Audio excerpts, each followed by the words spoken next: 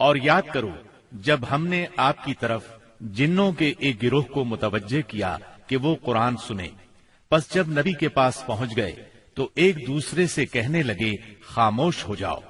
پھر جب تلاوت ختم ہو گئی تو اپنی قوم کو خبردار کرنے کے لیے واپس لوٹ گئے، کہنے لگے اے ہماری قوم، ہم نے یقیناً وہ کتاب سنی ہے جو موسیٰ کے بعد نازل کی گئی ہے، جو اپنے سے پہلی کتابوں کی تصدیق کرنے والی ہے، جو سچے دین اور راہ راست کی طرف راہبری کرتی ہے۔ اے ہماری قوم، اللہ کے بلانے والے کا کہا مانو، اس پر ایمان لاؤ تو اللہ تمہارے گناہ بخش دے گا اور تمہیں المناک عذاب سے پناہ دے گا۔ اس موقع پر جن آپ کے سامنے نہیں آئے تھے، نہ آپ نے ان کی آمد کو محسوس کیا تھا، بلکہ بعد میں اللہ نے وحی کے ذریعے سے آپ کو ان کے آنے اور قرآن سننے کی خبر دی۔ اس کے بعد تو جنوں کے پے در پے وفود حاضر ہونے لگے اور آپ سے ان کی آمنے سامنے ملاقاتیں ہوتی رہیں۔ چند روز بعد رسول اللہ صلی اللہ علیہ وسلم نخلا سے نکل کر مکہ معظمہ روانہ ہوئے۔ آپ کو اللہ کی طرف سے کشادگی اور فراخی کی امید تھی، جبکہ قریش کی طرف سے شر اور گرفت کا ڈر بھی تھا، اس لیے آپ نے احتیاط فرمائی۔ مکہ معظمہ کے قریب پہنچ کر ہیرا میں ٹھہر گئے اور اخنس بن شریک کے پاس ایک آدمی بھیجا کہ وہ آپ کو پناہ دے، مگر اس نے معذرت کر لی کہ وہ حلیف ہے اور حلیف پناہ نہیں دے سکتا۔ پھر آپ نے سہیل بن عمرو کے پاس یہی پیغام بھیجا، مگر اس نے بھی یہ کہہ کر معذرت کر لی کہ اس کا تعلق بنی عامر سے ہے اور ان کی پناہ بنو کعب پر لاگو نہیں ہوتی۔ اب آپ نے مطعم بن عدی کو پیغام بھیجا۔ مطعم کا دادا نوفل بن عبد مناف نبی اکرم صلی اللہ علیہ وسلم کے جد اعلی ہاشم بن عبد مناف کا بھائی تھا، اور عبد مناف قبیلہ قریش کی سب سے معزز شاخ تھی۔ چنانچہ مطعم نے جواب میں ہاں کر دی اور خود اپنے بیٹوں کے ساتھ ہتھیار بند ہو گیا اور آپ کو بلوا بھیجا۔ آپ تشریف لائے، مسجد حرام میں داخل ہوئے، پہلے خانہ کعبہ کا طواف کیا، پھر 2 رکعت نماز ادا کی، اس کے بعد گھر تشریف لے گئے۔ اس دوران میں مطعم بن عدی اور اس کی اولاد نے مسلح حالت میں آپ کو اپنے گھیرے میں لیے رکھا، اور مطعم نے قریش میں اعلان کیا کہ اس نے محمد صلی اللہ علیہ وسلم کو پناہ دے رکھی ہے۔ قریش نے اس کی اس پناہ کو منظور کیا۔ رسول اللہ صلی اللہ علیہ وسلم کا معمول تھا کہ جب حج کا زمانہ آتا اور قبائل عرب مکہ معظمہ کے قرب و جوار میں اترتے تو آپ ایک ایک قبیلے کے پاس جاتے، اسلام کی تبلیغ فرماتے، میلوں میں جا کر بھی واز فرماتے، قبائل کا دورہ بھی کرتے۔ طائف سے واپس آ کر آپ نے تبلیغی سرگرمیوں کا دائرہ وسیع کر دیا۔ آپ مختلف قبائل کے محلوں میں جاتے یا مکہ سے باہر چلے جاتے، اور کہیں نہ جا پاتے تو راستوں میں کھڑے ہو جاتے، جو مسافر بھی مل جاتا اسے اللہ کا پیغام سناتے۔ آپ کی تبلیغی کوششوں سے جہاں عام آدمیوں نے اسلام قبول کیا، وہاں اثر و رسوخ رکھنے والے خواص نے بھی اس نعمت کو حاصل کیا۔ ان میں سے چند نام یہ ہیں۔ سوید بن صامت رضی اللہ عنہ، یہ انصار مدینہ کے قبیلہ خزرج سے تعلق رکھتے تھے، شاعری اور جنگ میں نمایاں تھے، امثال لقمان کے حافظ تھے، یعنی سابقہ آسمانی صحیفے کے حافظ تھے۔ یہ جب مدینہ منورہ واپس پہنچے تو جنگ بؤاس چھڑ گئی اور اسی میں قتل کر دیے گئے۔ یہ مدینے کے پہلے نوجوان تھے جو آپ کی دعوت سے متاثر ہوئے۔ ایاس بن معاذ رضی اللہ عنہ، مدینہ منورہ کے مشہور قبائل اوس اور خزرج کے خونریز مارکوں میں قبیلہ اوس کو شکست ہوئی، اور اوس کے معزز لوگ قریش مکہ کے پاس گئے کہ خزرج کے مقابلے میں انہیں اپنا حلیف بنا لیں۔ ایاس بن معاذ اس وفد کے رکن تھے۔ آپ صلی اللہ علیہ وسلم سے ملاقات کا شرف حاصل ہوا تو اسلام قبول کیے بغیر نہ رہ سکے۔ جب یہ واپس مدینے پہنچے تو ان کا انتقال ہو گیا۔ ضماد ازدی رضی اللہ عنہ، یہ یمن کے باشندے اور قبیلہ ازد شنوا کے ایک فرد تھے۔ اہل عرب میں جھاڑ پھونک اور تعویذ گنڈے کے لیے مشہور تھے۔ انہیں کسی نے آپ کے بارے میں بتایا کہ آپ پر جنات کا اثر ہے، تو یہ آپ کا علاج کرنے کی غرض سے مکہ آئے اور پہلی ہی ملاقات میں آپ کے ہاتھوں پر بیعت کر کے اسلام قبول کیا، پھر واپس یمن چلے گئے۔ طفیل بن عمرو دوسی رضی اللہ عنہ، یہ یمن کے قبیلے دوس کے سردار تھے۔ وہاں ان کی ایک طرح سے حکومت تھی، خود شاعر تھے، بہت ذہین تھے۔ مکہ میں ان کی آمد پر اہل مکہ نے شہر سے باہر نکل کر ان کا استقبال کیا۔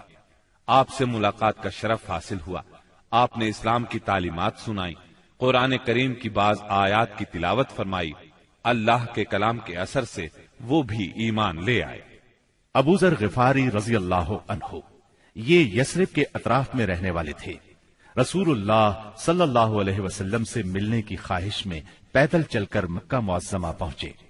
سیدنا علی رضی اللہ عنہ کے ساتھ آپ کی خدمت میں پہنچے۔ آپ نے انہیں اسلام کی تلقین کی۔ ابو ذر اسی وقت مسلمان ہو گئے۔ آپ نے ان سے فرمایا، ابو ذر ابھی اس بات کو پوشیدہ رکھو اور اپنے علاقے میں واپس چلے جاؤ۔ جب تمہیں ہمارے ظہور کی خبر مل جائے تو موقع دیکھ کر آ جانا۔ سیدنا ابو ذر غفاری رضی اللہ عنہ نے عرض کیا، پہلے تو اس خیال سے اپنے مکہ آنے کا مقصد چھپایا تھا کہ کہیں دشمنوں کے ہاتھ نہ لگ جاؤں اور سیدھا آپ کی خدمت میں نہ پہنچ سکوں۔ اب کیا ڈر ہے، میں تو اب کفار کے درمیان اسلام کا اعلان کر کے ہی وطن جاؤں گا۔ چنانچہ ابو ذر غفاری رضی اللہ عنہ کعبے میں آئے۔ وہاں قریش موجود تھے۔ ان کے اجتماع میں بلند آواز سے کلمہ شہادت پڑھا۔ بس پھر کیا تھا، کفار پکار اٹھے، مارو اس بے دین کو۔ کفار چاروں طرف سے ان پر ٹوٹ پڑے، انہیں نیچے گرا لیا اور خوب مارا۔ سیدنا عباس رضی اللہ عنہ نے دیکھ لیا، پکار اٹھے، یہ تو قبیلہ غفار کا آدمی ہے، جہاں تم تجارت کے لیے جاتے ہو اور کھجوریں لاتے ہو، اگر یہ مر گیا تو تم تجارت کے لیے اس طرف نہیں جا سکو گے۔ یہ سن کر انہوں نے ابو ذر کو چھوڑ دیا۔ دوسرے دن وہ پھر خانہ کعبہ پہنچے اور بلند آواز سے کلمہ پڑھا۔ قریش نے پھر مارا۔ آخر چند روز بعد ابو ذر واپس اپنے گھر چلے گئے۔ یہ پہلے صحابی ہیں جنہوں نے اسلام کا کلمہ بلند آواز میں پڑھ کر خانہ کعبہ میں کفار سے مار کھائی اور اسلام کے لیے ہر سختی کو خوشی سے برداشت کیا۔ نبوت کے 11ویں سال موسم حج میں یعنی جولائی 620 عیسوی میں اسلام کو چند کارآمد بیج مل گئے۔ وہ دیکھتے ہی دیکھتے سرسبز و شاداب درخت بن گئے۔ ان کی لطیف اور گھنی چھاؤں میں بیٹھ کر مسلمانوں نے برسوں کے ظلم و ستم کی تپش سے نجات پائی، انہیں راحت نصیب ہوئی۔ ان حضرات کے نام یہ ہیں: اسعد بن زرارہ، اوف بن حارث بن رفاعہ، یہ اوف بن افرا کے نام سے مشہور تھے، رافع بن مالک بن عجلان، قطبہ بن عامر بن حدیدہ، عقبہ بن عامر بن نادی اور جابر بن عبداللہ بن ریاح۔ یہ لوگ 11 نبوت میں حج کے لیے آنے والوں کے ہمراہ آئے تھے۔ چنانچہ یہ لوگ مینا کی گھاٹی میں رات کے وقت باتیں کر رہے تھے کہ رسول اللہ صلی اللہ علیہ وسلم کا گزر اس طرف سے ہوا۔ آپ نے آواز سنی تو ان کا رخ کیا، ان کے نزدیک پہنچ کر فرمایا، آپ کون لوگ ہیں؟ وہ بولے، ہم قبیلہ خزرج کا ایک گروہ ہیں۔ آپ نے فرمایا، یعنی یہود کے حلیف؟ وہ بولے، ہاں، آپ ٹھیک سمجھے۔ اس پر آپ نے فرمایا، تو پھر کیوں نہ آپ حضرات سے بیٹھ کر کچھ بات چیت کی جائے؟ انہوں نے کہا، ضرور، کیوں نہیں، تشریف رکھیے۔ چنانچہ آپ صلی اللہ علیہ وسلم وہاں ان کے پاس بیٹھ گئے۔ آپ نے ان پر اسلام کی حقیقت واضح کی، قرآن کی تلاوت کی اور اللہ عز و جل کی طرف دعوت دی۔ اس پر انہوں نے ایک دوسرے سے حیران ہو کر کہا، دیکھو، یہ تو وہی نبی معلوم ہوتے ہیں جن کے حوالے سے یہود تمہیں دھمکیاں دیا کرتے ہیں، کہیں وہ اسلام لانے میں پہل نہ کر جائیں۔ چنانچہ ان حضرات نے فوراً ہی اسلام قبول کر لیا۔ پھر انہوں نے کہا، ہم اپنی قوم کو ایسی حالت میں چھوڑ کر آئے ہیں کہ کسی اور قوم میں ان جیسی دشمنی نہیں ہے، بس اگر اللہ تعالیٰ انہیں آپ پر اکٹھا کر دے تو ان کے لیے آپ سے معزز کوئی نہیں ہوگا۔ پھر انہوں نے وعدہ کیا، ہم دین کی دعوت دیں گے، آئندہ سال حج کے موقع پر پھر آپ سے ملاقات کریں گے۔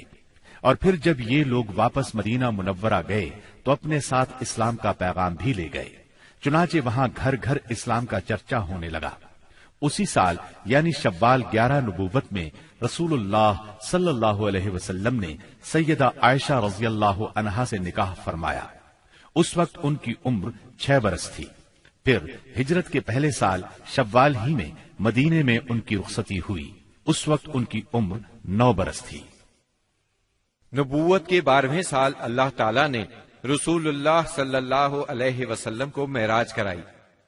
पाक है वो जात जिसने अपने बंदे को रातों रात मस्जिद हराम से मस्जिद अक्सा तक की सैर कराई, जिसके गिर्द हमने बरकत दे रखी है ताकि उसे हम अपनी निशानियां दिखाएं। बेशक वो खूब सुनने वाला, खूब देखने वाला है। इस राह से मुराद है रातों रात नबी करीम सल्लल्लाहु अलैहि वसल्लम का मक्के से बैतुल मुकद्दस तशरीफ ले जाना, और मेराज से मुराद है आलम बाला में तशरीफ ले जाना। ये वाकया जिस्म और रूह समेत पेश आया। वाकया मेराज का खुलासा ये है कि आप उस शब अतीन या हिजरे काबा में आराम फरमा रहे थे। उस वक्त आप बेदारी और नींद की मिली जुली हालत में थे। ऐसे में जिब्राईल अलैहिस्सलाम तशरीफ लाए। उन्होंने आपके सीना मुबारक को चाक किया और आब जमजम से धोकर ईमान और हिकमत से भर दिया।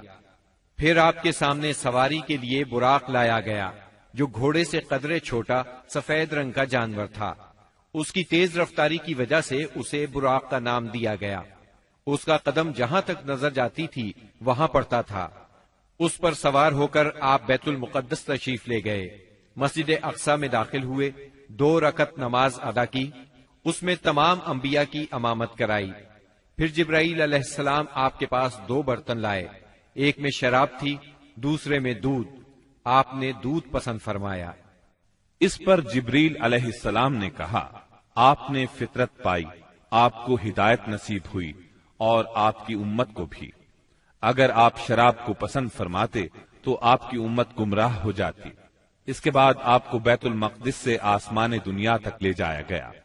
जिब्रील अलैहिस्सलाम ने दरवाजा खुलवाया, आपके लिए दरवाजा खोला गया। आपने वहां इंसानों के बाप सैयदना आदम अलैहिस्सलाम को देखा और उन्हें सलाम किया। उन्होंने आपके सलाम के जवाब में फरमाया, मरहबा। उन्होंने आपकी नुबुव्वत का इकरार भी किया। उनके दाएं तरफ एक गिरोह था, जब उस गिरोह की तरफ देखते तो मुस्कुराते। ये सआदतमंदों की रूहें थीं। उनके बाएं तरफ भी एक गिरोह था, जब उन्हें देखते तो रोते। ये बदबख्तों की रूहें थीं। फिर आप सल्लल्लाहु अलैहि वसल्लम को दूसरे आसमान पर ले जाया गया। जिब्राईल अलैहिस्सलाम ने दरवाजा खुलवाया, आपके लिए दरवाजा खोला गया। आपने उसमें 2 खालाजाद भाइयों यानी सैयदना ईसा इब्ने मरियम अलैहिस्सलाम और सैयदना यहया अलैहिस्सलाम को देखा और उन्हें सलाम किया। उन्होंने जवाब दिया, मरहबा, और आपकी नबूवत का इकरार किया। फिर तीसरे आसमान पर ले जाया गया। वहां आपने सैयदना यूसुफ अलैहिस्सलाम को देखा। उन्हें आधा हुस्न दिया गया था। आपने उन्हें भी सलाम किया। उन्होंने जवाब में कहा, मरहबा। फिर आपकी नबूवत का इकरार किया। फिर आपको चौथे आसमान पर ले जाया गया। वहां सैयदना इदरीस अलैहिस्सलाम को देखा और आपने सलाम किया। उन्होंने सलाम का जवाब दिया, मरहबा, और आपकी नबूवत का इकरार किया। फिर 5वें आसमान पर ले जाया गया। वहां सैयदना हारून अलैहिस्सलाम को देखा और उन्हें सलाम किया। उन्होंने सलाम का जवाब दिया, मरहबा, और आपकी नबूवत का इकरार किया। फिर आपको 6ठे आसमान पर ले जाया गया। वहां सैयदना मूसा बिन इमरान अलैहिस्सलाम से मुलाकात हुई। आपने उन्हें सलाम किया। उन्होंने जवाब में कहा, मरहबा, और आपकी नबूवत का इकरार किया। इसके बाद आपको 7वें आसमान पर ले जाया गया। वहां आपकी मुलाकात इब्राहीम अलैहिस्सलाम से हुई। आपने उन्हें सलाम किया। जवाब में उन्होंने कहा, मरहबा, और आपकी नबूवत का इकरार किया। वो अपनी पुश्त बैत मामूर से लगाए हुए थे, जिसमें रोजाना 70,000 फरिश्ते दाखिल होते हैं और वहां उनके पलटने की बारी नहीं आती। फिर आपको सिदरतुल मुंतहा तक ले जाया गया। उसके पत्ते हाथी के कान जैसे और फल बड़े कूंडों या ठेलों जैसे थे। फिर उस पर सोने के पतंगे छा गए और अल्लाह के हुक्म से जो कुछ छाना था छा गया। इससे वो सिदरा यानी बेरी का दरख्त तब्दील होकर इतना खूबसूरत हो गया कि अल्लाह की कोई मखलूक उसका हुस्न बयान करने की ताब नहीं रखती। پھر آپ کو جبار جل جلالہ کے حضور لے جایا گیا اور آپ باری تعالیٰ کے اتنے قریب ہو گئے کہ 2 کمانوں کے برابر یا اس سے بھی کم فاصلہ رہ گیا۔ اس وقت اللہ نے آپ پر اور آپ کی امت پر دن رات میں 5 نمازیں فرض فرمائیں۔ اس میں شک نہیں کہ نماز اعلان نبوت کے ساتھ ہی فرض ہو گئی تھی، مگر اس وقت صرف فجر اور عصر کی 2 نمازیں فرض ہوئی تھیں۔ چنانچہ آپ بھی 2 نمازیں ادا فرماتے رہے اور مسلمان ہونے والوں کو بھی 2 نمازوں ہی کی تعلیم دیتے رہے، یہاں تک کہ اس موقع پر 5 نمازیں فرض ہوئیں۔ عقیدہ توحید کے بعد نماز ہی اسلام کا وہ پہلا عظیم رکن ہے جو مسلمانوں پر سب سے پہلے فرض ہوتا ہے اور سب سے آخر تک فرض رہتا ہے۔ نماز کی فرضیت صحت و بیماری، خوشی و غمی، سفر و حضر اور خوف و خطر غرض کسی بھی حالت میں مسلمان سے ساقط نہیں ہوتی۔ موسم، جگہ کی تبدیلی اور کوئی بیماری ایسی نہیں جس میں مسلمان کو نماز کی معافی ہو۔ نبی اکرم صلی اللہ علیہ وسلم نے فرمایا، نماز میری آنکھوں کی ٹھنڈک اور دل کا سرور ہے۔ پھر اسی رات نبی صلی اللہ علیہ وسلم مکہ مکرمہ واپس تشریف لے آئے۔ صبح ہوئی اور آپ نے اپنی قوم کو ان بڑی بڑی نشانیوں کی خبر دی جو اللہ جل شانہ نے آپ کو دکھلائی تھی، تو قوم کے جھٹلانے اور تکالیف پہنچانے میں اور زیادہ شدت آ گئی۔ کسی نے تالیاں بجا کر آپ کا مذاق اڑایا تو کسی نے حیرت اور انکار کے انداز میں اپنے سر پر ہاتھ رکھ لیا۔ کچھ لوگ ابو بکر صدیق رضی اللہ عنہ کے پاس گئے اور تنزیہ انداز میں بولے، کچھ سنا تمہارے دوست محمد کیا کہہ رہے ہیں؟ سیدنا ابو بکر صدیق رضی اللہ عنہ نے پوچھا، انہوں نے کیا کہا ہے؟ جواب میں انہوں نے وہ سب کچھ دوہرا دیا جو آپ نے بیان فرمایا تھا۔ اس پر سیدنا صدیق اکبر رضی اللہ عنہ نے فرمایا، اگر یہ باتیں آپ نے فرمائی ہیں تو بالکل سچ فرمائی ہیں۔ لوگوں نے کہا، گویا آپ ان کی تصدیق کرتے ہیں۔ جواب میں صدیق اکبر رضی اللہ عنہ نے عجیب بات فرمائی، کہنے لگے، میں تو اس سے بھی دور کی بات پر آپ کی تصدیق کرتا ہوں۔ آسمان سے صبح شام جو خبریں آتی ہیں میں ان میں بھی آپ کو سچا جانتا ہوں۔ ان کے اسی جواب پر ان کا لقب صدیق مشہور ہوا۔ ادھر کفار نے آپ کا امتحان لینے کا پروگرام بنایا۔ پوچھا، آپ بیت المقدس کے بارے میں تفصیل سے بتائیں۔ آپ نے اس سے قبل بیت المقدس کبھی نہیں دیکھا تھا، نہ معراج کے وقت آپ نے اس کی تفصیل ذہن میں بٹھائی تھی، لیکن اللہ نے آپ کے لیے اس کو روشن کر دیا اور آپ اس کی نشانیاں بتاتے چلے گئے۔ آپ نے ایک ایک دروازے اور ایک ایک جگہ کی تفصیل بیان فرما دی، اور وہ آپ کی کوئی بات جھٹلا نہ سکے، اس لیے کہ انہوں نے تو بارہا بیت المقدس دیکھا تھا۔ وہ صرف اتنا کہہ سکے، جہاں تک نشانیوں کا تعلق ہے وہ آپ نے درست بتائی ہے۔ پھر انہوں نے ایک قافلے کے بارے میں سوال کیا۔ وہ قافلہ ملک شام سے مکہ معظمہ کی طرف آ رہا تھا۔ آپ نے اس قافلے کے اونٹوں کی تعداد، قافلے کی دوسری تفصیل اور مکہ پہنچنے کا وقت اور جو اونٹ سب سے آگے آ رہا تھا اس کی مکمل خبر انہیں دے دی۔ پھر جو تفصیل آپ نے قافلے کی بیان فرمائی تھی وہ بالکل اسی کے مطابق مکہ معظمہ میں داخل ہوا، لیکن وہ ظالم پھر بھی آپ پر ایمان نہ لائے، اپنے کفر ہی پر ڈٹے رہے۔ ہم بتا چکے ہیں کہ نبوت کے 11ویں سال موسم حج میں یثرب کے 6 آدمیوں نے اسلام قبول کر لیا تھا اور رسول اللہ صلی اللہ علیہ وسلم سے وعدہ کیا تھا کہ اپنی قوم میں جا کر آپ کی رسالت کی تبلیغ کریں گے۔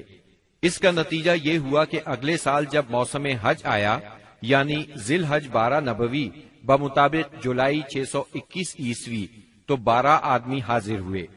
ان میں 10 خزرج سے اور 2 اوس سے تھے۔ خزرج کے 10 میں سے جابر بن عبداللہ بن ریعاب کو چھوڑ کر باقی 5 تو وہی تھے جو پچھلے سال آ چکے تھے، جبکہ نئے 5 یہ تھے: معاذ بن حارث یعنی معاذ بن افرا، زکوان بن عبد القیس، عبادہ بن سامت، یزید بن ثعلبہ، عباس بن عبادہ بن نزلہ، اور اوس کے 2 آدمی ابو الحسم بن التیہان اور اویم بن سائدہ تھے۔ یہ لوگ مینا کی گھاٹی میں رسول اللہ صلی اللہ علیہ وسلم کے ساتھ جمع ہوئے۔ عقبہ کی اس بیعت کی تفصیل صحیح بخاری میں سیدنا عبادہ بن سامت رضی اللہ عنہ سے مروی ہے۔ وہ بیان کرتے ہیں کہ رسول اللہ صلی اللہ علیہ وسلم نے فرمایا، آؤ مجھ سے اس بات پر بیعت کرو کہ اللہ کے ساتھ کسی چیز کو شریک نہیں کرو گے، چوری نہیں کرو گے، زنا نہیں کرو گے، اپنی اولاد کو قتل نہیں کرو گے، اپنے ہاتھ پاؤں کے درمیان سے گھڑ کر کوئی بہتان نہیں لاؤ گے، اور کسی بھلی بات میں میری نافرمانی نہیں کرو گے۔ جو شخص یہ ساری باتیں پوری کرے گا تو اس کا اجر اللہ کے پاس ہے، اور جو شخص ان میں سے کسی چیز کا ارتکاب کر بیٹھا پھر اسے دنیا ہی میں اس کی سزا دی گئی تو یہ اس کے لیے کفارہ ہوگی، اور جو شخص ان میں سے کسی چیز کا ارتکاب کر بیٹھا پھر اللہ نے اس پر پردہ ڈال دیا تو اس کا معاملہ اللہ کے حوالے ہے، وہ چاہے تو سزا دے چاہے تو معاف کر دے۔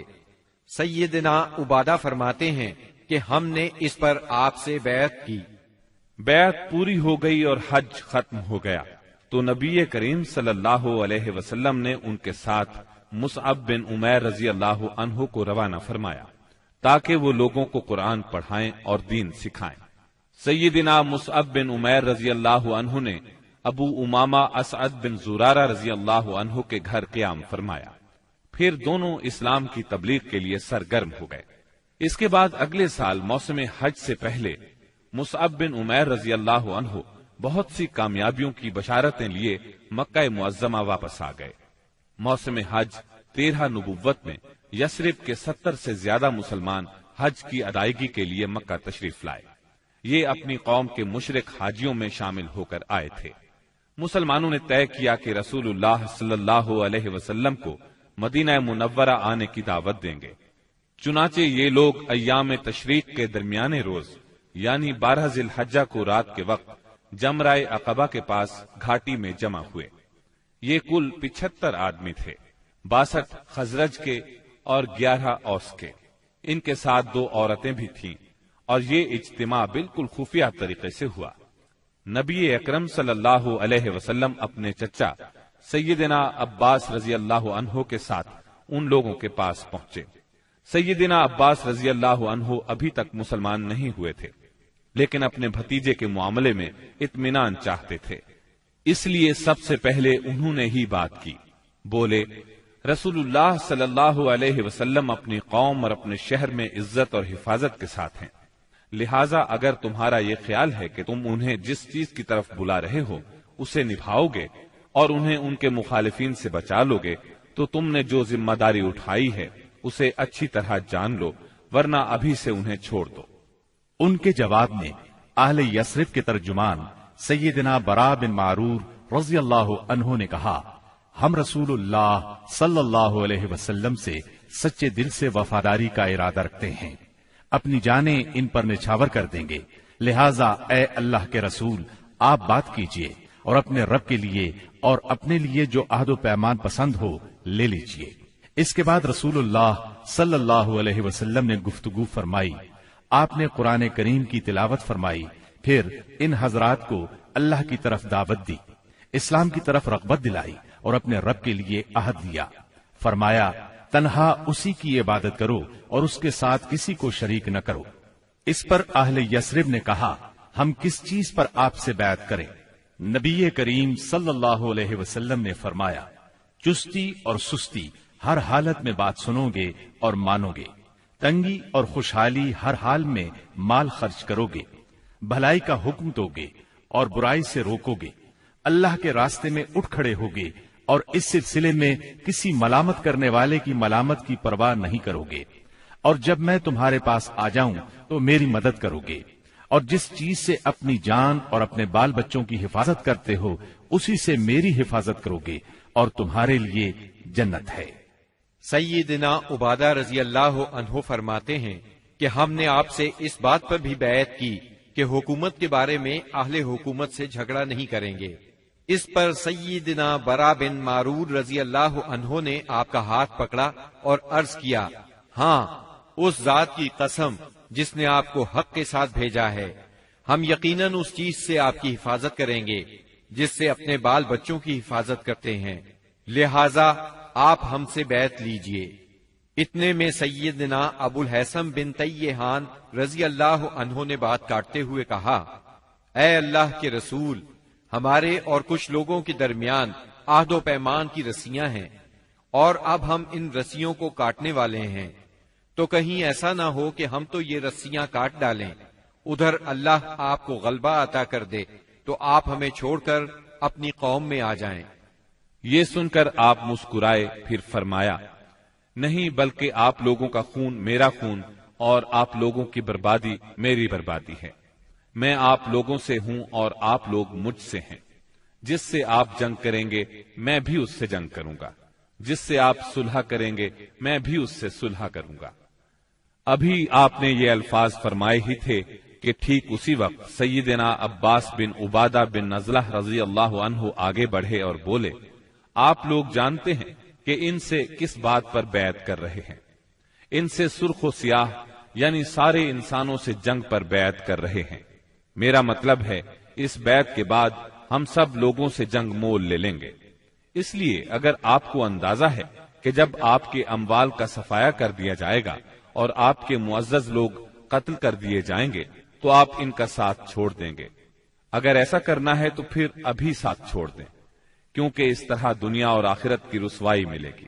اور اگر آپ لوگوں کا خیال یہ ہے کہ مال کی تباہی اور معزز لوگوں کے قتل کے باوجود عہد نبھائیں گے تو پھر انہیں لے لیجئے، کیونکہ یہ اللہ کی قسم دنیا و آخرت کی بھلائی ہے۔ تب ان لوگوں نے کہا، ہم انہیں اپنے مالوں کی تباہی اور معزز لوگوں کے قتل کے خطرے کے باوجود ساتھ لیتے ہیں۔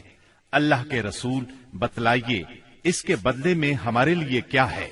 آپ نے فرمایا، جنت۔ اب لوگوں نے کہا، اپنا ہاتھ پھیلائیں۔ آپ نے ہاتھ پھیلا دیا، سب لوگ بیعت کے لیے لپکے، مگر عین اس لمحے آپ کا ہاتھ اسد بن زرارہ رضی اللہ عنہ نے پکڑ لیا اور کہا، اہل یثرب ذرا ٹھہرو، ہم آپ کی خدمت میں لمبا سفر کر کے اس یقین کے ساتھ حاضر ہوئے ہیں کہ آپ اللہ کے رسول ہیں۔ آج آپ کو یہاں سے لے جانے کا مطلب ہے سارا عرب ہمارا دشمن ہو جائے گا، ہمیں اپنے سرداروں کا قتل اور تلواروں کے وار برداشت کرنا ہوں گے۔ اب اگر آپ سب لوگ یہ بات برداشت کرنے کے لیے تیار ہیں تو انہیں لے لیں، اس صورت میں آپ کا اجر اللہ کے ہاں ہے، اور اگر آپ لوگوں کو اپنے بارے میں کوئی اندیشہ ہے تو انہیں ابھی چھوڑ دیں، یہ عذر اللہ کے نزدیک زیادہ قابل قبول ہوگا۔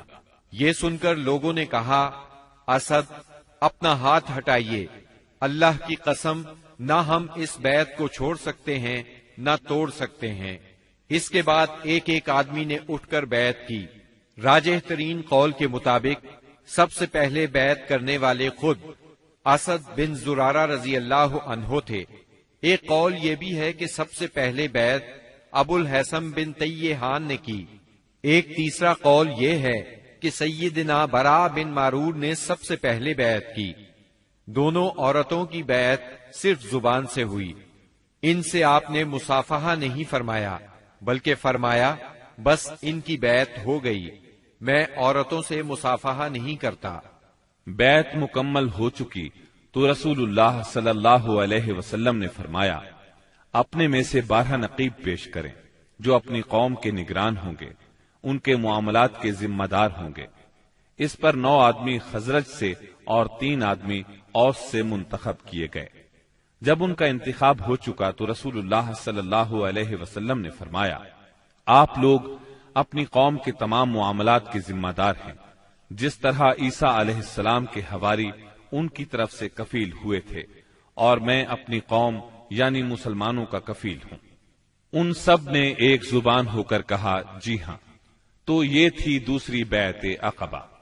یہ نبی صلی اللہ علیہ وسلم کی زندگی میں اب تک کی سب سے بڑی بیعت تھی۔ اس بیعت کی وجہ سے حالات کا رخ تبدیل ہوا، تاریخ نے ایک اہم موڑ لیا۔ عقبہ کی پہلی اور دوسری بیعت کے بعد یثرب میں مسلمانوں کو امن اور پناہ کی جگہ مل گئی، اس لیے نبی کریم صلی اللہ علیہ وسلم نے مکے کے مسلمانوں کو اجازت دے دی کہ وہ اپنا وطن چھوڑ کر شہر مدینہ ہجرت کر جائیں۔ مکہ میں اب گنتی کے چند مسلمان رہ گئے تھے۔ نبی کریم صلی اللہ علیہ وسلم سیدنا ابو بکر صدیق رضی اللہ عنہ اور سیدنا علی رضی اللہ عنہ کو خاص اہمیت دیتے تھے، اسی لیے قریش کو اندازہ تھا کہ کہ اب یہ تینوں بھی مدینے چلے جائیں گے۔ انہیں مسلمانوں کی مدینہ منورہ کی طرف ہجرت اور وہاں ان کے اجتماع سے اپنے دین، اپنی تجارت اور اپنے وجود کے لیے بھی خطرہ محسوس ہوا۔ چنانچہ وہ 26 صفر 14 نبوت بمطابق 16 ستمبر 22 عیسوی جمعرات کے دن پہلے پہر غور و خوض کے لیے دار الندوہ میں جمع ہوئے۔ اس اجتماع میں قریش کے قریباً سبھی سردار موجود تھے۔ ابلیس بھی نجد کے ایک شیخ جلیل کی صورت میں اجازت لے کر ان میں شریک ہوا۔ ان سب لوگوں کو اصل مسئلہ پیش کیا گیا۔ سب نے اپنے اپنے انداز میں اور اپنی اپنی عقل کے مطابق تجویز پیش کی، لیکن ہر تجویز میں کوئی نہ کوئی خامی محسوس ہوئی، اس لیے تمام تجاویز رد کر دی گئیں۔ اب ابو جہل نے کہا، اس کے بارے میں میری ایک رائے ہے، میں نے دیکھا ہے کہ تم اب تک اس پر نہیں پہنچے۔ وہ رائے یہ ہے کہ ہم ہر قبیلے سے ایک مضبوط صاحب نسب اور باںکا جوان منتخب کریں، ان میں سے ہر ایک کو ایک ایک تلوار دیں، اس کے بعد سب کے سب اس شخص کا رخ کریں اور اسے ایک ہی وار میں اس طرح قتل کریں کہ سب کی تلواریں اس پر پڑیں۔ اس طرح اس کا خون سارے قبائل میں بکھر جائے گا اور عبد مناف سارے قبیلوں سے جنگ نہیں کر سکیں گے، اس لیے دیت یعنی خون بہا لینے پر راضی ہو جائیں گے اور وہ ہم انہیں دے دیں گے۔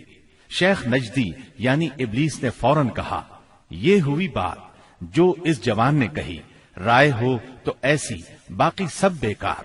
باقی لوگوں نے بھی اس رائے کو منظور کیا اور پھر اس کی تیاری میں لگ گئے۔ ابو جہل کے اس شیطانی منصوبے پر عمل کرنے کے لیے ایک رات سب قبیلوں کے بہادر ہاتھوں میں تلواریں لیے رسول اللہ صلی اللہ علیہ وسلم کے گھر کے چاروں طرف چھپ کر کھڑے ہو گئے۔ یہ قریش کا مکر تھا، لیکن انہوں نے یہ مکر اللہ سبحانہ و تعالی کے مقابلے میں کیا تھا، اس لیے اللہ نے اس طرح کا وار کیا کہ وہ سمجھ بھی نہ سکے۔ چنانچہ جبریل علیہ السلام نازل ہوئے اور نبی صلی اللہ علیہ وسلم کو قریش کی سازش کی خبر دی، ہجرت کی اجازت دی، دن اور نکلنے کا وقت مقرر کیا اور قریش کے مکر کو رد کرنے کا پروگرام بنایا۔ چنانچہ فرمایا، جس بستر میں آپ سویا کرتے ہیں آج کی رات اس بستر پر نہ سوئیں۔ چنانچہ اس رات آپ نے سیدنا علی رضی اللہ عنہ کو اپنے بستر پر سلا دیا۔ کفار نے آپ کے بستر پر سیدنا علی رضی اللہ عنہ کو چادر تانے سوئے ہوئے دیکھا تو گمان کیا کہ آپ سو رہے ہیں، چنانچہ فخر اور غرور سے مٹکنے لگے اور آپ کی گھات میں بیٹھ گئے تاکہ جب آپ اٹھ کر باہر نکلیں تو سب آپ پر ٹوٹ پڑیں۔ ادھر رسول اللہ صلی اللہ علیہ وسلم عین اس حالت میں کہ یہ لوگ آپ کے گھر کو گھیرے میں لیے ہوئے تھے باہر تشریف لائے۔ آپ اس وقت سورہ یاسین کی آیت 9 تلاوت فرما رہے تھے۔ وَجَعَلْنَا مِن بَيْنِ أَيْدِيهِمْ سَدًّا وَمِنْ خَلْفِهِمْ سَدًّا فَأَغْشَيْنَاهُمْ فَهُمْ لَا يُبْصِرُونَ۔ ہم نے ان کے آگے رکاوٹ کھڑی کر دی اور ان کے پیچھے رکاوٹ کھڑی کر دی، پس ہم نے انہیں ڈھانک لیا اور وہ دیکھ نہیں رہے ہیں۔ چنانچہ اللہ تعالیٰ نے ان کی نگاہیں پکڑ لیں اور وہ آپ کا قطعاً احساس نہ کر سکے۔ اس کے بعد آپ اپنے گھر سے اسی وقت ابو بکر صدیق رضی اللہ عنہ کے گھر تشریف لے گئے اور انہیں اللہ کے حکم کی خبر دی۔ ابو بکر صدیق رضی اللہ عنہ پہلے ہی ہجرت کے لیے تیار تھے، چنانچہ انہوں نے اپنا تمام اثاثہ 6000 درہم اور ستوؤں کا تھیلا لیا اور مکان کی ایک کھڑکی سے نکل کر دونوں حضرات نے یمن کا رخ کیا اور فجر کی پو پھٹنے سے پہلے سور نامی پہاڑ کے ایک غار تک جا پہنچے۔ کوہ سور مکہ معظمہ سے 5 میل دور جنوب مغرب میں واقع ہے۔ اس ویران پہاڑ میں ایک تنگ غار ہے، یہ غار سور کے نام سے مشہور ہے۔ یہ غار اب تک موجود ہے، مکے سے مدینہ شمال کی طرف ہے۔ قریش کا خیال تھا کہ آپ نے اپنا سفر شمال ہی کی طرف کیا ہوگا، لیکن آپ اپنے سفر کا آغاز مخالف سمت سے کر کے غار سور میں جا پہنچے۔ ابو بکر صدیق رضی اللہ عنہ بھی آپ کے ساتھ تھے، اس لیے انہیں یار غار کہا جاتا ہے۔ رسول اللہ صلی اللہ علیہ وسلم اپنے یار غار کے ساتھ 3 دن اور 3 راتیں غار ثور میں رہے۔ رات کی تاریکی میں سیدنا ابو بکر صدیق رضی اللہ عنہ کے فرزند سیدنا عبداللہ بن ابی بکر رضی اللہ عنہ دشمنوں کی سرگرمیوں کی اطلاعات پہنچاتے رہے۔ ادھر سیدنا ابو بکر صدیق رضی اللہ عنہ کے غلام عامر بن فہیرہ بکریاں چراتے رہتے، اور جب رات کا ایک حصہ گزر جاتا تو ان بکریوں کو لے کر ان کے پاس پہنچ جاتے۔ اس طرح دونوں حضرات دودھ نوش فرما لیتے۔ پھر صبح سویرے ہی عامر بن فہیرہ بکریاں ہانک کر چل دیتے، اور وہ بکریوں کو عبداللہ بن ابی بکر رضی اللہ عنہ کے قدموں کے نشانات پر سے لے جاتے تاکہ وہ نشانات مٹ جائیں۔ باقی رہے قریش تو ان کے جوان رسول اللہ صلی اللہ علیہ وسلم کے اٹھنے کے انتظار میں گھر کو گھیرے بیٹھے رہے یہاں تک کہ صبح ہو گئی۔ صبح ہونے پر جب سیدنا علی رضی اللہ عنہ آپ کے بستر سے اٹھے تو قریش کے ہوش اڑ گئے۔ انہوں نے سیدنا علی رضی اللہ عنہ سے آپ کے بارے میں پوچھا تو انہوں نے جواب دیا، مجھے علم نہیں۔ اس پر انہوں نے سیدنا علی رضی اللہ عنہ کو مارا اور گھسیٹ کر خانہ کعبہ تک لے گئے۔ کچھ دیر قید رکھا، پھر جب محسوس کیا کہ انہیں قید میں رکھنے کا کوئی فائدہ نہیں تو چھوڑ دیا۔ اس کے بعد یہ لوگ سیدنا صدیق اکبر رضی اللہ عنہ کے گھر آئے۔ ان کی صاحبزادی سیدہ اسماء رضی اللہ عنہا سے ان کے بارے میں پوچھا۔ انہوں نے فرمایا، مجھے معلوم نہیں۔ اس پر خبیث ابو جہل نے ان کے رخسار پر اس زور کا تماچا مارا کہ کان کی بالی گر گئی۔ پھر انہوں نے ہر طرف آپ کی تلاش شروع کر دی اور یہ اعلان بھی کیا، جو کوئی ان دونوں کو زندہ یا مردہ حاضر کرے اسے ہر ایک کے بدلے 100 اونٹ انعام میں دیے جائیں گے۔ اس طرح بہت سے لوگ انعام کے لالچ میں نکل کھڑے ہوئے۔ کچھ تلاش کرنے والے غار ثور تک بھی جا پہنچے۔ وہ غار کے اس قدر نزدیک پہنچ گئے کہ اگر جھک کر نیچے دیکھ لیتے تو انہیں دیکھ لیتے۔ یہ صورتحال دیکھ کر سیدنا ابو بکر صدیق رضی اللہ عنہ فکر مند ہوئے۔ آپ صلی اللہ علیہ وسلم نے انہیں غمزدہ دیکھ کر فرمایا، ابو بکر، ایسے 2 آدمیوں کے بارے میں کیا خیال ہے جن کا تیسرا اللہ ہو؟ غم نہ کرو، یقیناً اللہ ہمارے ساتھ ہے۔ اس واقعے کا ذکر سورہ توبہ کی آیت 40 میں آیا ہے۔ اگر تم اس کی مدد نہ کرو گے تو اس کی اللہ نے مدد کی ہے، جس وقت انہیں کافروں نے نکالا تھا کہ وہ 2 میں سے دوسرا تھا، جبکہ وہ دونوں غار میں تھے۔ جب وہ اپنے ساتھی سے کہہ رہے تھے کہ تو غم نہ کر، اللہ ہمارے ساتھ ہے، پھر اللہ نے اپنی طرف سے تسکین نازل فرما کر ان لشکروں سے اس کی مدد کی جنہیں تم نے دیکھا ہی نہیں۔ اس نے کافروں کی بات کو پست کر دیا، اور بات تو اللہ ہی کی بلند ہے، اور اللہ زبردست حکمت والا ہے۔ پیر کی رات ربیع الاول 1 ہجری کو نبی کریم صلی اللہ علیہ وسلم غار ثور سے باہر تشریف لائے۔ آپ نے ایک شخص عبداللہ بن عریقت کو اجرت پر رہنمائی کے لیے مقرر کر لیا تھا۔ یہ شخص اگرچہ قریش کے دین پر تھا، لیکن اس پر آپ کو اعتماد تھا۔ وہ وعدے کے مطابق 2 سواریاں لیے جبل ثور کے دامن میں آ گیا، اور رسول اللہ صلی اللہ علیہ وسلم اور سیدنا ابو بکر صدیق رضی اللہ عنہ نے کوچ کیا۔ ان کے ساتھ عامر بن فہیرہ بھی تھے۔ عبداللہ بن عریقت آپ کو لیے پہلے جنوب کی جانب یمن کے رخ پر دور تک چلا، پھر مغرب کی طرف مڑا اور ساحل سمندر کا رخ کیا۔ ساحل کے قریب پہنچ کر وہ شمال کی طرف مڑ گیا اور ایک ایسے راستے پر چلا کہ اس پر کوئی مشکل ہی سفر کرتا تھا۔ دوسرے دن یہ مختصر سا قافلہ ایک خیمے کے پاس پہنچا۔ یہ خیمہ قدید کے اطراف میں مشلل کے علاقے میں تھا۔ مشلل مکہ معظمہ سے 130 کلومیٹر کے فاصلے پر ہے۔ اس خیمے میں ایک عورت موجود تھی۔ آپ نے اس عورت سے فرمایا، تمہارے پاس کھانے کے لیے کچھ ہے؟ اس نے معذرت کی اور بتایا، میری بکریاں چرنے کے لیے گئی ہیں۔ خیمے میں آپ کو ایک بکری نظر آئی، وہ بہت کمزور تھی۔ ریوڑ کے ساتھ نہیں جا سکتی تھی، اس لیے خیمے میں موجود تھی۔ اس کے تھنوں میں نام کو بھی دودھ نہیں تھا۔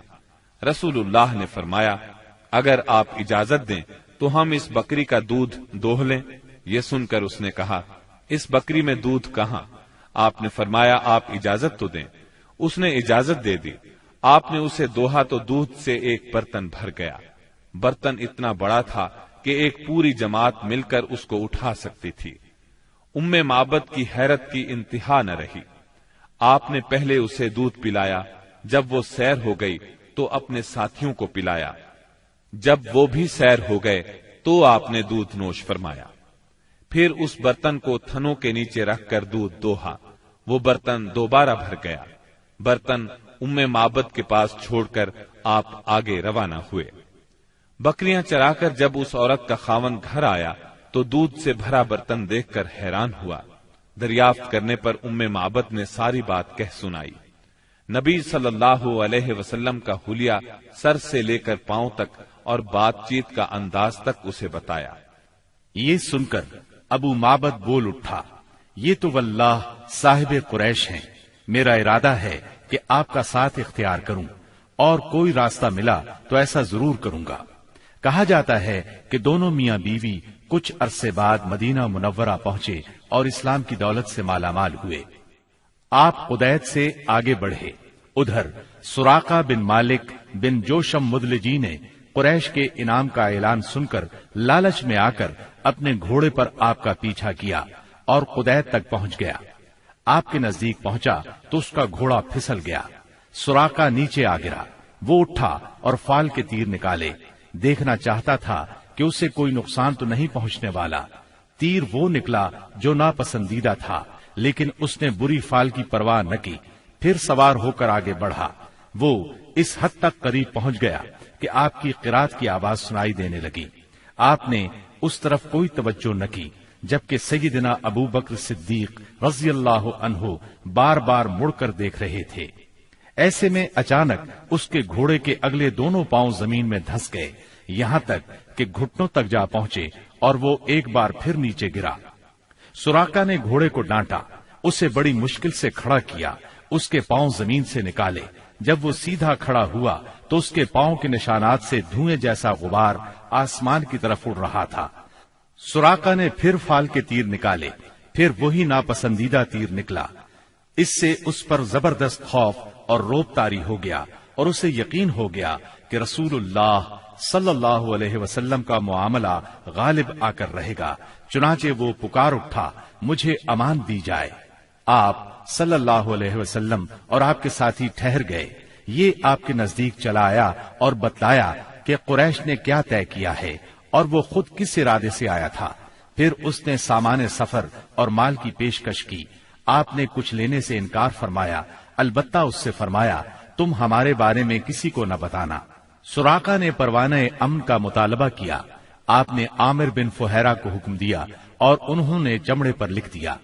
پھر سراقہ وہاں سے واپس پلٹا اور جو کوئی آپ کی تلاش میں ملا اس سے کہتا گیا، میں اس طرف کی کھوج لے چکا ہوں، یہاں تمہارا جو کام تھا میں کر چکا ہوں۔ اس طرح تلاش کرنے والے اس راستے پر آگے نہ بڑھ سکے، واپس لوٹتے چلے گئے۔ راستے میں رسول اللہ صلی اللہ علیہ وسلم کو بریدہ بن حسیب اسلمی ملے۔ یہ اپنی قوم کے سردار تھے۔ قریش نے جس زبردست انعام کا اعلان کر رکھا تھا، اسی کے لالچ میں نبی صلی اللہ علیہ وسلم اور سیدنا ابو بکر صدیق رضی اللہ عنہ کی تلاش میں نکلے تھے۔ لیکن جب رسول اللہ صلی اللہ علیہ وسلم سے سامنا ہوا اور بات چیت ہوئی تو نقد دل دے بیٹھے اور اپنی قوم کے 70 آدمیوں سمیت وہیں مسلمان ہو گئے۔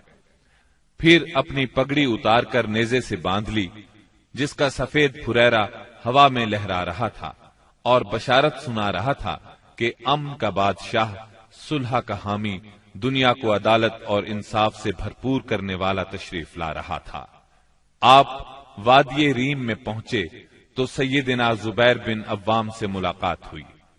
یہ مسلمانوں کے ایک تجارتی قافلے کے ساتھ شام سے واپس آ رہے تھے۔ انہوں نے رسول اللہ صلی اللہ علیہ وسلم اور ابو بکر صدیق رضی اللہ عنہ کو سفید پارچجات پیش کیے۔ سوموار 8 ربیع الاول 14 نبوت بمطابق یکم ہجری 23 ستمبر 622 عیسوی کو رسول اللہ صلی اللہ علیہ وسلم قباء میں داخل ہوئے۔ ادھر اہل مدینہ نے جب سے رسول اللہ صلی اللہ علیہ وسلم کی روانگی کی خبر سنی تھی، روزانہ صبح ہی صبح ہرا کی طرف نکل جاتے تھے اور جب سخت دوپہر ہو جاتی تو واپس پلٹ آتے۔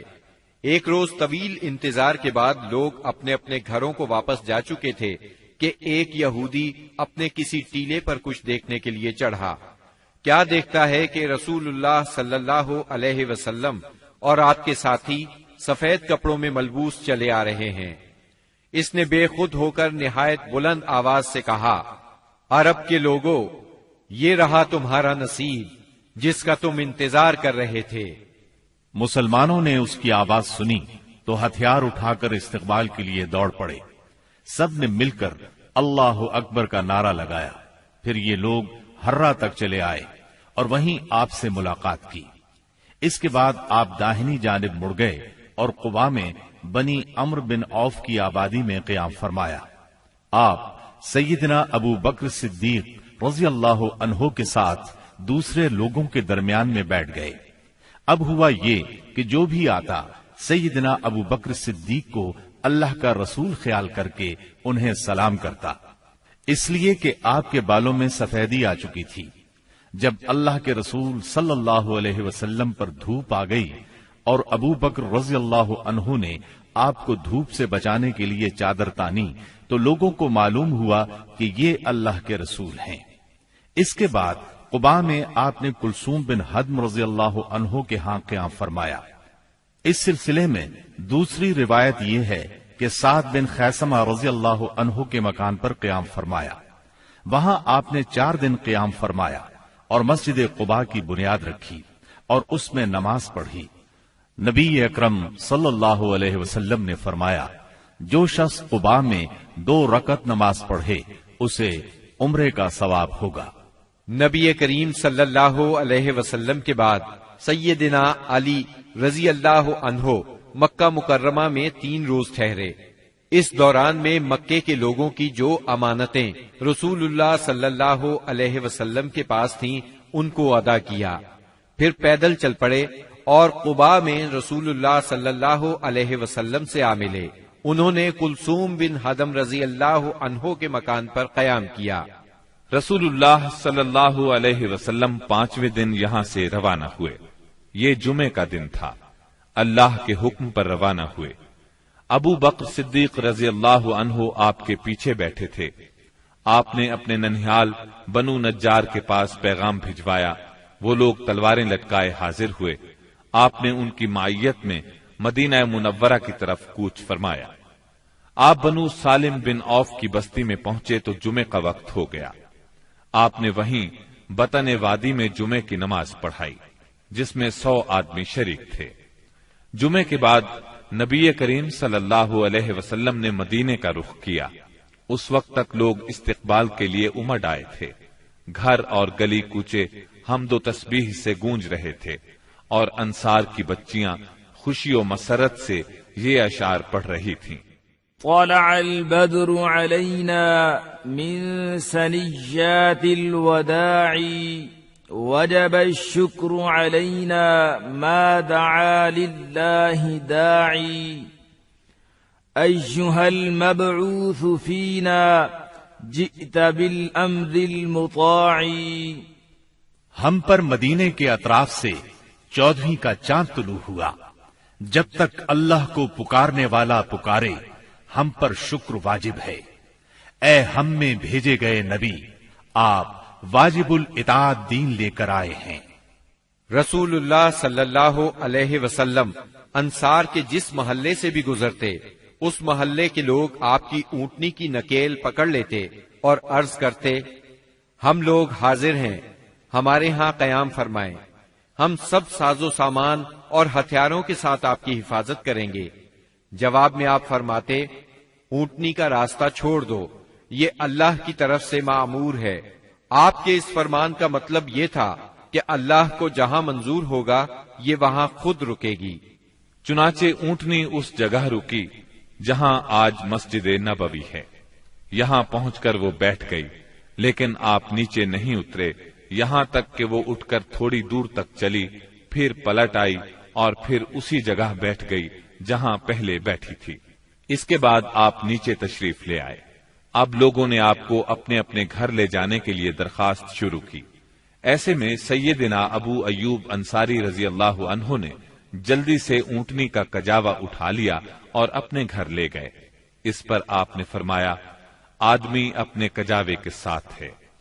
ادھر سیدنا اسعد بن زرارہ رضی اللہ عنہ نے آ کر اونٹنی کی نکیل پکڑ لی، چنانچہ یہ اونٹنی انہی کے پاس رہی۔ صحیح بخاری میں سیدنا انس رضی اللہ عنہ سے روایت ہے کہ نبی صلی اللہ علیہ وسلم نے فرمایا، یہاں سے ہمارے کس آدمی کا گھر زیادہ قریب ہے؟ سیدنا ابو ایوب انصاری رضی اللہ عنہ فوراً بول اٹھے، اے اللہ کے رسول، میرا یہ دیکھیے، یہ رہا میرا مکان اور یہ رہا میرا دروازہ۔ نبی کریم صلی اللہ علیہ وسلم نے فرمایا، جاؤ اور ہمارے لیے قیلولہ کی جگہ تیار کرو۔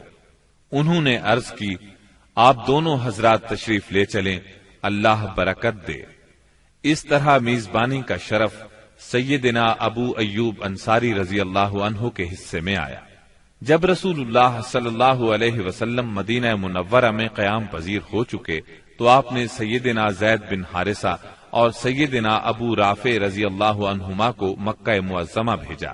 وہ نبی کریم صلی اللہ علیہ وسلم کی دونوں صاحبزادیوں سیدہ ام کلثوم اور سیدہ فاطمہ، ام المومنین سیدہ سودا، ام ایمن اور سیدنا اسامہ بن زید رضی اللہ عنہ کو ساتھ لے آئے۔